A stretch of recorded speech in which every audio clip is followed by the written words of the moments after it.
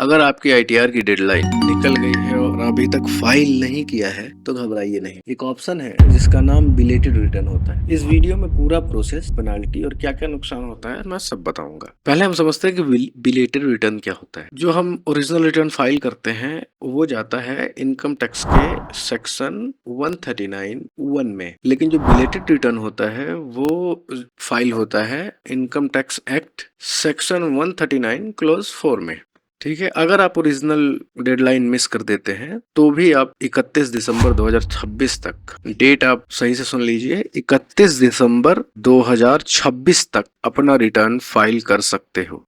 इसको belated return कहते हैं। प्रोसेस बिल्कुल सेम होता है जैसे हम ओरिजिनल फाइल रिटर्न करते हैं, बट इसमें एक छोटा सा डिफरेंस होता है कि इसमें एक एक्स्ट्रा लेट फीस लगाई जाती है। तो अब आइए बात करते हैं लेट फीस पे कि हमारा नुकसान कितना होगा अगर हमारा रिटर्न लेट हो गया है। इसमें मेजर 3 नुकसान होते हैं। पहला नुकसान होता है सेक्शन 234(f) के अंदर लेट फीस लगती है जो इनकम के हिसाब से होती है, जैसे 1000 से लेके 5000 तक हो सकती है। तो इसमें अगर ढंग से हम देखा जाए तो जहां तक मैंने भी फाइल किया हुआ है, जो 2.5 लाख से नीचे की इनकम होती है उस पर 0 लेट फीस लगेगी, लेकिन 2.5 लाख से लेके और 5 लाख के 5 लाख के बीच की इनकम पे 1000 रुपए लगेगा और 5 लाख से ऊपर की इनकम पे 5000 लग सकता है। दूसरा, अगर टैक्स ड्यू है तो उस पर मंथली इंटरेस्ट भी लगता है।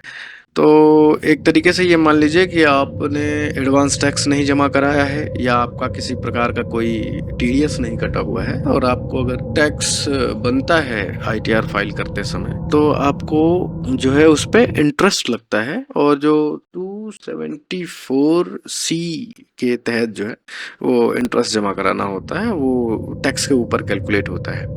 जैसे अगर आपका टैक्स जो है 10,000 15,000 का बन रहा है तो लमसम 1,000 रुपए का लमसम का जो है आपका इंटरेस्ट बनेगा। तीसरा और सबसे इम्पोर्टेंट है, बहुत सारे केसेस में आपको ओल्ड टैक्स रिजीम चूज करने का ऑप्शन नहीं मिलता है, सिर्फ न्यू टैक्स रिजीम में ही फाइल करना पड़ता है, बट ये सब पे लागू नहीं होता है। तो फिर आइए हम स्टेप बाय स्टेप जो है क्या करना है। सबसे पहले इनकम टैक्स पोर्टल पे लॉगिन करिए। बिलेटेड रिटर्न के लिए सेम आईटीआर फॉर्म यूज करना होता है, बट फाइलिंग टाइप में belated return under section 139 clause 4, जो मैंने अभी पहले बताया था आपको कि ओरिजिनल रिटर्न जो है वो सेक्शन 139 क्लॉज 1 में फाइल होगा और जो बिलेटेड रिटर्न है वो 139 क्लॉज 4 में फाइल होगा। तो हम जब बिलेटेड रिटर्न फाइल करना शुरू करते हैं तो 139 क्लॉज 4 को सेलेक्ट करना पड़ता है। उसके बाद जो है हम फॉर्म 16 जो हमारे पास है और जो AIS जो वेबसाइट पे मिलता है, और AIS का ये जो है ये कॉलम है, अगर लॉगिन करेंगे तो आपको भी आपका AIS दिख जाएगा। उन दोनों को हम मैच करते हैं। उसके बाद टैक्स कैलकुलेट करता है ऑटोमेटिक सिस्टम, और अगर ड्यू है तो पहले पे करो, फिर फाइल करके आधार OTP से